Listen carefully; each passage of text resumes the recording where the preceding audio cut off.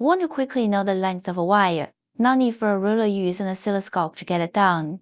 The core basis for measuring wire length using an oscilloscope is the principle of time domain reflectometry. At one and left end of an unknown length wire, a fast rising edge pulse signal is emitted, and the signal propagates along the wire. When the signal reaches the other end of the wire right end, in an open circuit state, it will reflect and return along the original path.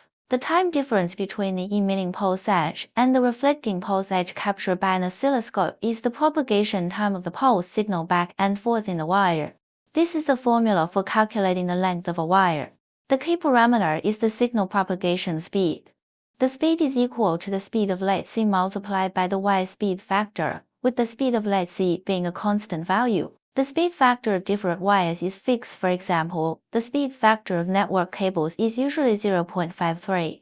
Dividing by 2 is because the measured time difference corresponds to the round-trip distance of the signal. Today's measurement is a network cable with a known actual length of 2 meters used to verify measurement accuracy. Connect the signal source, network cable, and fast edge board through an adapter. Power the fast edge pulse small board. Connect to the oscilloscope. Click on Auto Scale to display the waveform on the screen. Observing the signal waveform on an oscilloscope, except for the initial transmission signal. What followed was the reflected signal.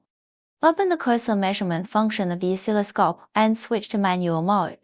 Amplify the oscilloscope timeline and clearly distinguish the waveform images of the transmitted signal and the reflected signal. The distance between the two is the time difference between signal round trip.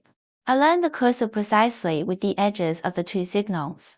The alignment position directly affects the measurement accuracy, and the reading time difference is 25 nanoseconds. Substitute the speed of light, the wire speed factor, and the measured time difference into the formula. You can calculate the length of the wire. The actual calculation result is 1.98 meters, with a very small error compared to the actual 2 meters, which verifies the accuracy of the method.